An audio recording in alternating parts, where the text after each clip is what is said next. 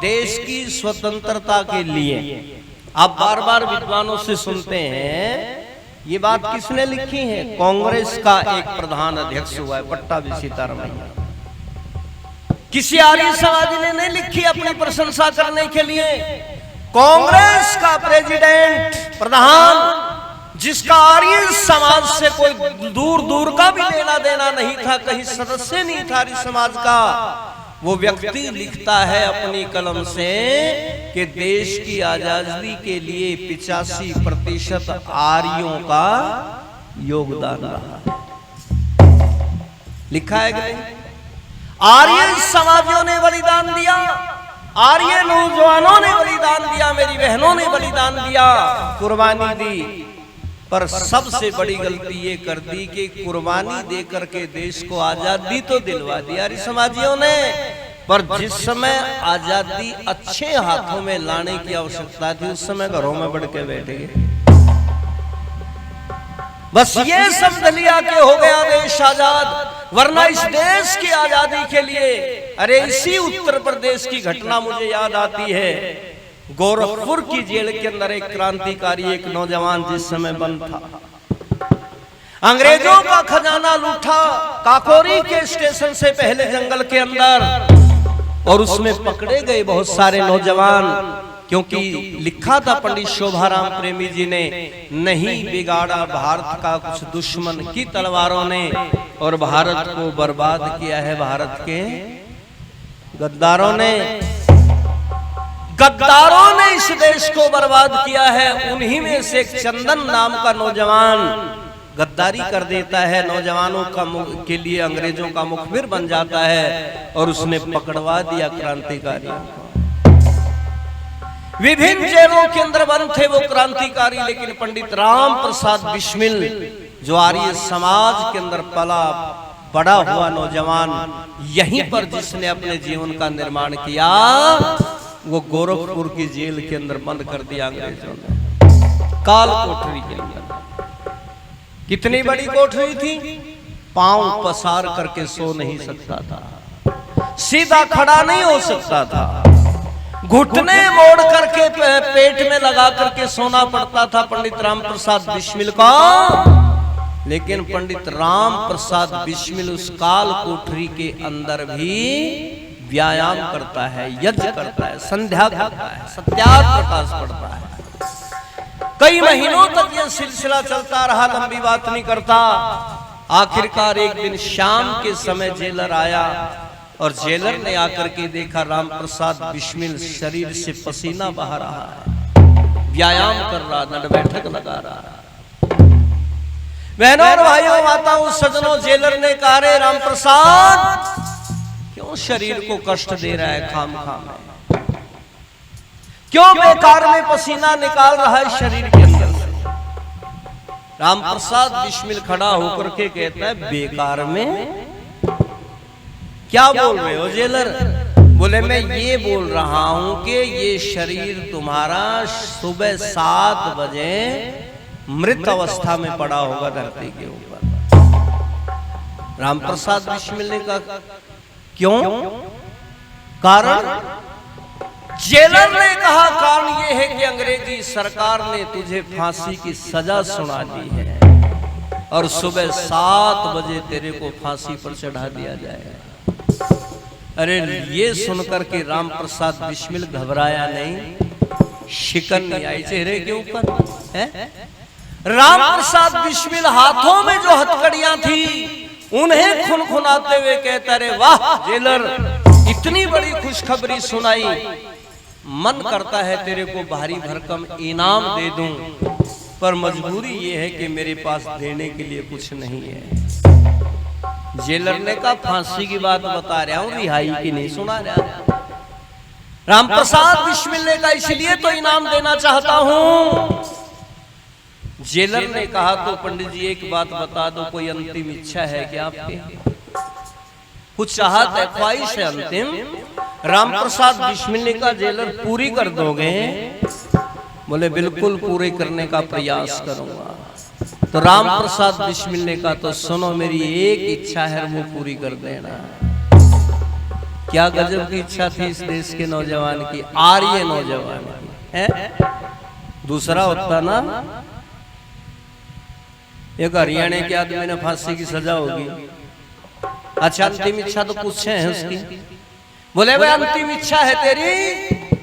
Police वाले ने कहा, बोले इसने कहा हाँ। बोले बता, बोला पूरी करेगा? हाँ। बोले फिर मेरे बदले में फांसी चढ़ जा, ये है मेरी अंतिम इच्छा। लेकिन पंडित राम प्रसाद बिस्मिल की अंतिम इच्छा, अरे वाह, ये होती है आर्यों की आन बान शान, ये होती है पहचान। और यूं बोले अंतिम इच्छा एक ही है, वो पूरी कर दो। कौन सी?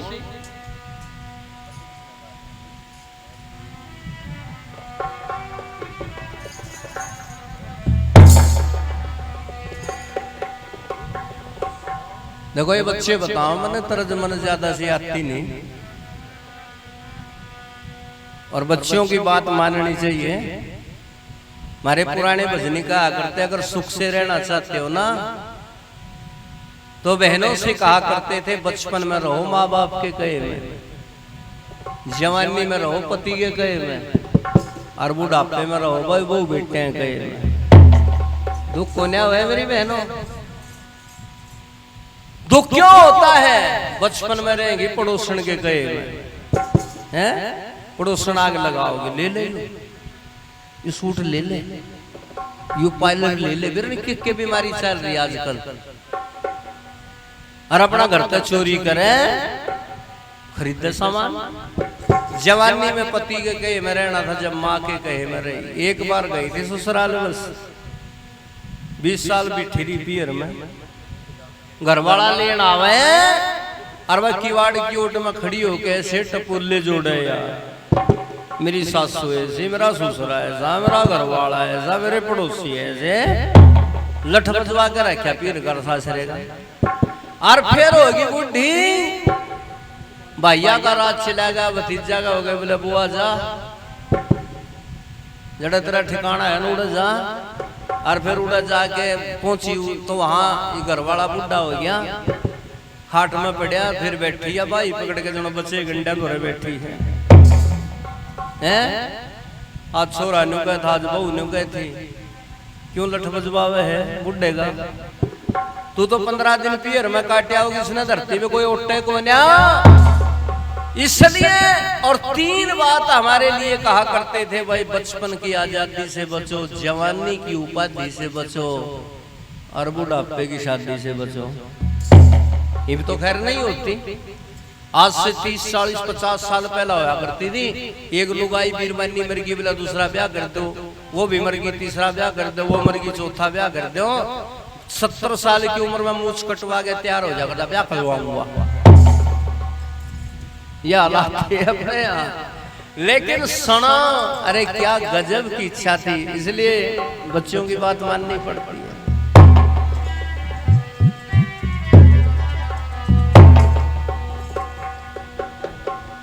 यूं कह 7 बजे के बखत सवेरे,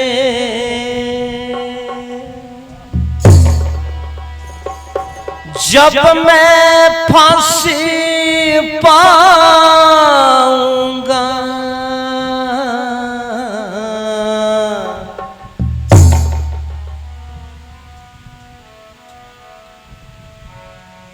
फांसी पर चढ़ने से पहले संध्या हवन रचा।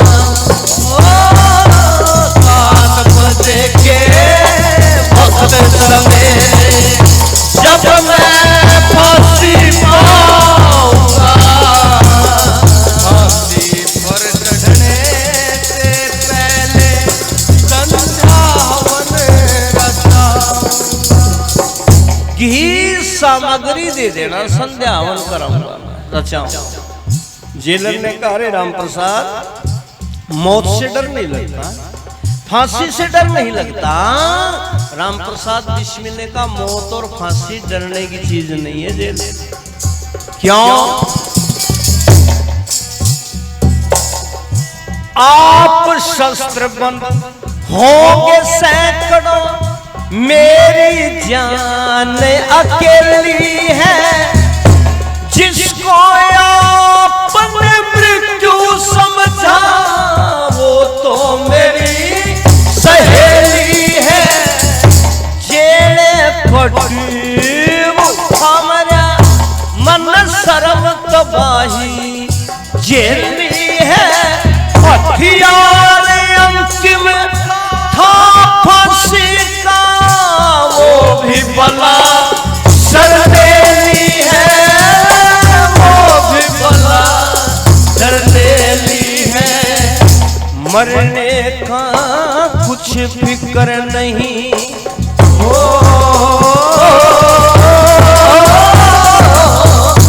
मरने का कुछ फिक्र नहीं, लेकर के जन्म फिर आऊंगा। फांसी पर चढ़ने से पहले संध्यावन रचाऊंगा। 7 बजे के वक्त सवेरे जब मैं फांसी पाऊंगा, फांसी पर चढ़ने से पहले संध्या हवन रचाऊंगा। मौत कोई डरने की चीज नहीं है जेला, मौत से डर? अरे करता ही बगावत क्यों अगर फांसी का डर होता? क्या कहा राम प्रसाद ने? करता ही बगावत क्यों अगर फांसी का डर होता, और चढ़ाता भेंट माता की अगर एक और सर होता। ये है देशभक्ति, ये है राष्ट्र के प्रति प्यार, समर्पण और बलिदान।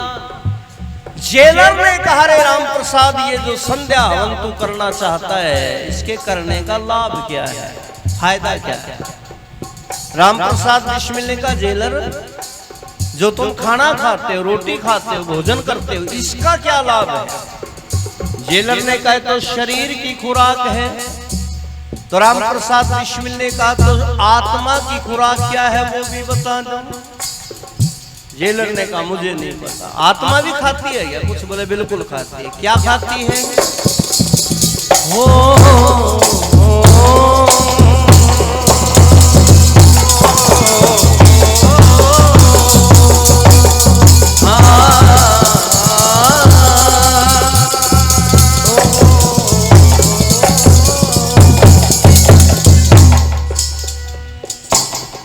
शुद्ध आत्मा करने के लिए वेद मंत्रों की बोली हो, घी सामग्री की आहुति एक एक पिस्तौल की गोली हो।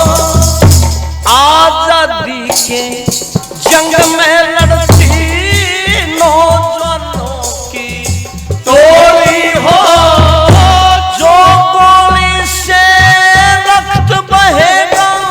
वो होली में रंग रोड़ी हो, होली में रंग रोड़ी हो। पर उस होली को आप देखना,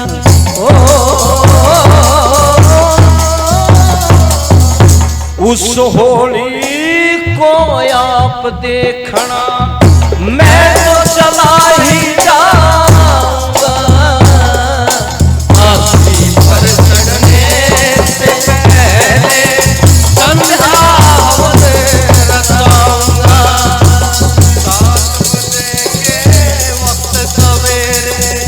जब मैं फांसी पाऊंगा, फांसी पर चढ़ने से पहले संध्या हवन रचाऊंगा।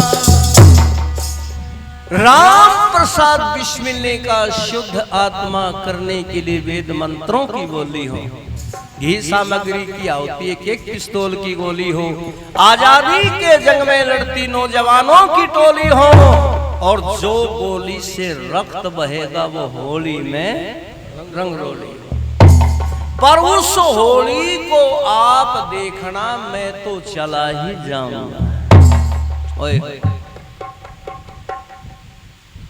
इसे कहते हैं जवानी है? राम प्रसाद बिस्मिल से जेलर ने कहा, रे ओ राम प्रसाद,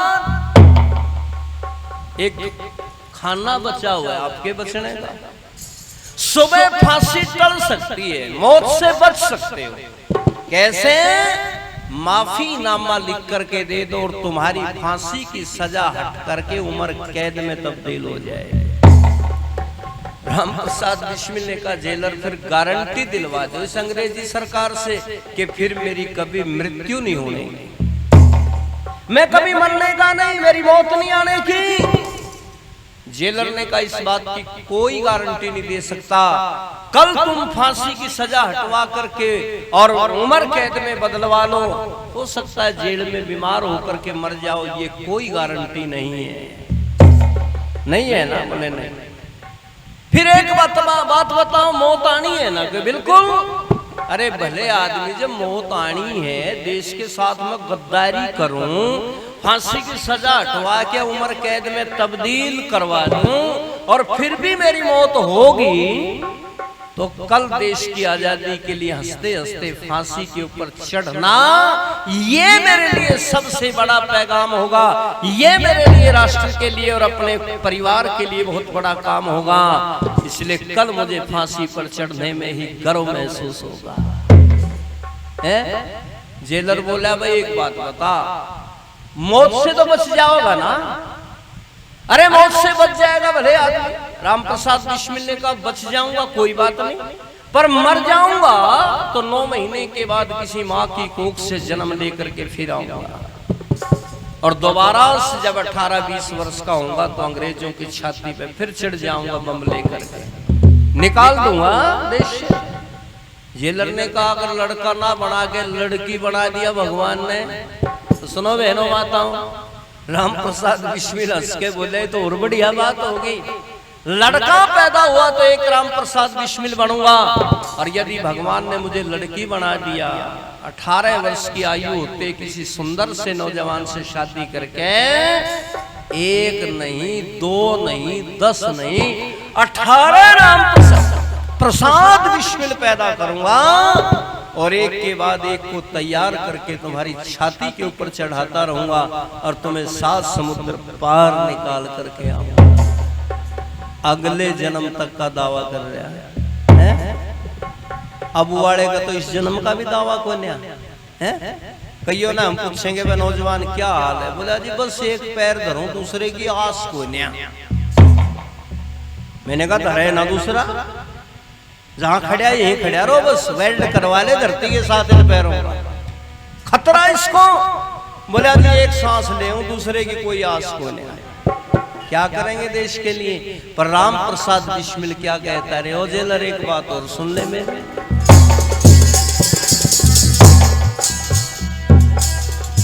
कुर्बानी ना छानी जागी, ये तो आपको याद रहे, मेरे भारत का बच्चा बच्चा बन करके राम प्रसाद रहे, जालिम दुष्ट अंग्रेजों के संग लड़ने का सिंगनाद रहे, एक रोज कोनों की हुकूमत हो करके बर्बाद रहे, हो करके बर्बाद रहे।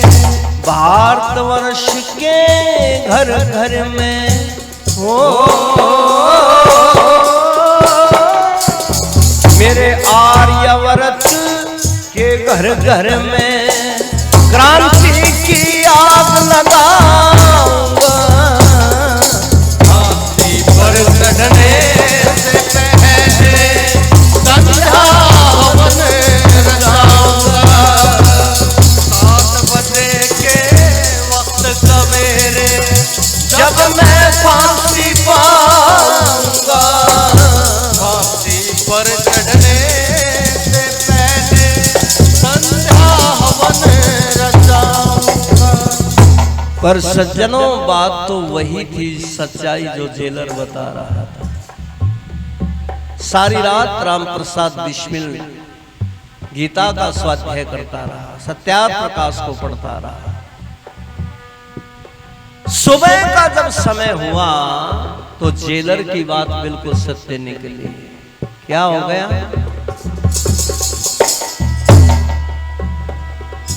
घी सामग्री मिली बिस्मिल को, प्रातः हवन रचाया गया। अंग्रेजी थी पुलिस पकड़ के बाहर जेल से लाया गया।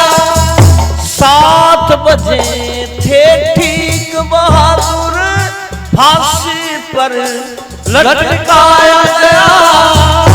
मरकर जिंदा होने का जवानों को पाठ पढ़ाया गया, पढ़ाया गया। कहे गुरु भीष्म दिल वालों को,